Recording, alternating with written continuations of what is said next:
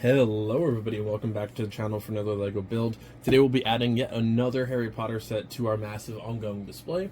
This is Aragog in the Forbidden Forest. It comes with 195 pieces and retails for $20. I picked this up from the LEGO store the last time I was down there with the Tri-Wizard Arrival and a couple smaller sets. My backlog right now is insane. You can probably see a couple of them underneath, and today is finally a day home just recording. So I'm recording like probably 10 videos today, just stacking them up for a while. I got a vacation coming up, so I'm trying to get the channel in a really good spot so that I can just relax and have a good time. I'm also going to be doing a massive build while I'm on vacation. That'll be off camera, so that'll be pretty exciting as well. Took a couple days off to kind of like recuperate from that vacation, and then just start a really big lighting project, the biggest one I've ever done, and I know that'll cause some unwanted stress, so that'll be great. But anyways, this is going to be added to the Forbidden Forest system a couple weeks back. As of recording this, actually, it's probably going to be way more than a couple weeks because I am considerably ahead on a lot of these videos, which is definitely pretty solid. I'm a month ahead between now and recording, so it's 105 outside right now. This is a good LEGO building day, but regardless, previously I built the first steps of the Forbidden Forest. We talked about how it uses a lot of like black base plates, and then a combination of really light blue, glow-in-the-dark pieces, brown, and then that really dark blue as well to kind of build that system. It's not entirely my favorite, but we also just got done doing the Hagrid's hut. Mills plating, texturizing, this will be next probably on that list.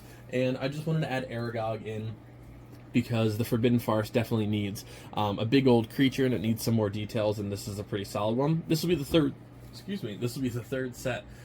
Included in that, the Forbidden Forest, magical creatures, and Draco in the Forbidden Forest polybag. I was trying not to sneeze, sorry. Obviously, going to be a big spider. I'll try and hide her somewhere pretty cool, but I only do have one base plate to work with, so we're going to see how this turns out. It might be a little bit of a jumbled mess, but I might have to have Aragog like in the background, kind of just peeking around and having some spider webs around her, but we'll see.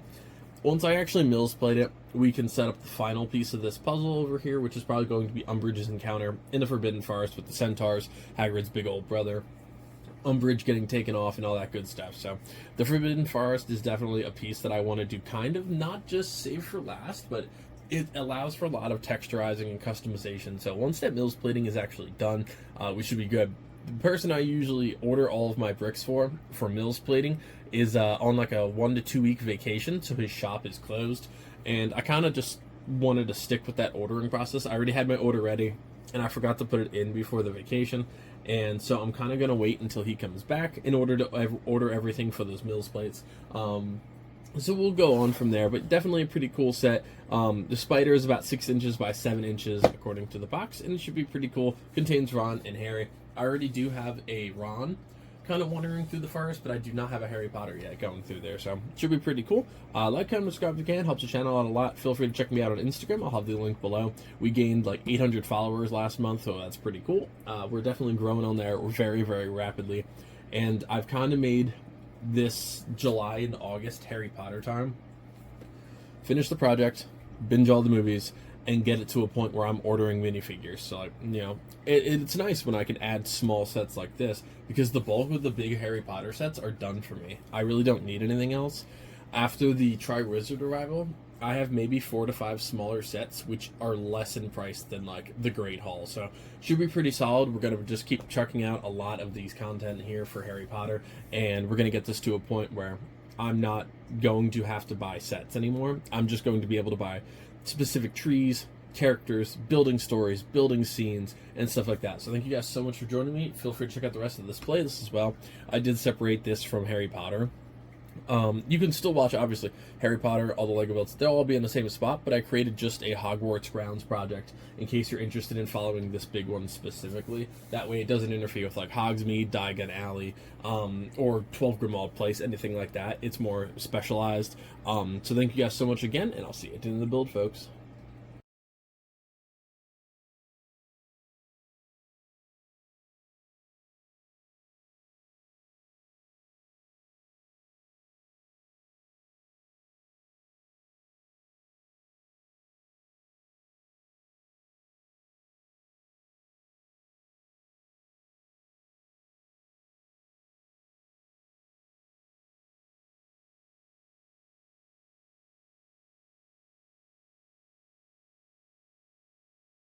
Alright everybody, so here's the final build. Overall, very cool set. Aragog looks fantastic. I really want to pick up Shalab from the Lord of the Rings series and kind of like compare the two of them. But as a whole, especially for $20, very awesome build. Very unique. I love the colorations and all of that. Looks fantastic. I'm also recording this video at 12:30 at night, drinking some espresso, so making good life decisions, boys and girls. As for the minifigures, we do have Ron Weasley here, of course, holding that little lantern with his scared expression. I love the little jacket he has on, too. That's a very nice torso print with that plaid background and a little crease for the hood. Then we have Harry Potter himself, of course, in that dark blue shirt with a little, I believe that's gray and blue undershirt. It's a little bit harder to see. But overall, very cool minifigures. And then we have the smaller piece, which again does continue that pattern of dark blue, that lightish pale blue, dark green, some brown, that black base plate, all a continuation of the current Forbidden Forest look, which I've said I'm not a big fan of, but once I mix in maybe some more trees or some maybe more of that color pattern, not 100% sure what I want to do with it yet, but we'll see. That's down the road. More about this review, of course, this episode. Here we have Aragog. It looks fantastic. You can, of course, angle the legs any way you want. This is kind of the perfect look for me.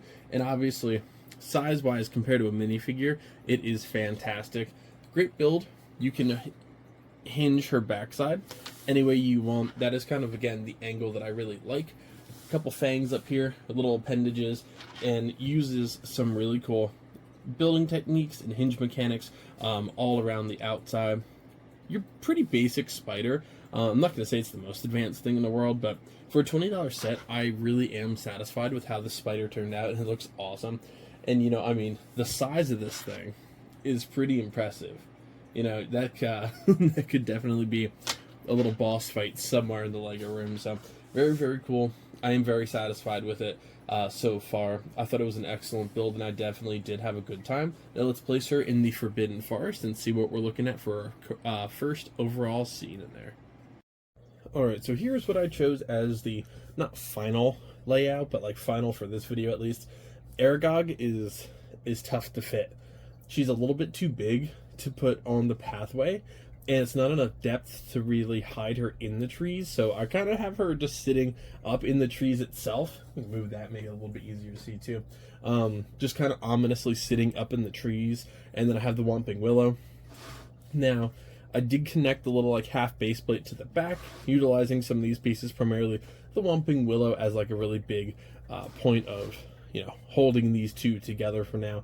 I will be Mills plating this in the short future, hopefully, so that'll be next kind of on my list of things to do. Umbridge's Encounter is still probably the last set I want to add to this, and now it becomes the debate of, do I buy a bunch of parts and Mills plate this, or do I do Umbridge's Encounter and then Mills? I'm honestly not sure what I want to order next, but hey, we'll get there. For now, I did add Ron, Harry, and Hermione, these two from this set.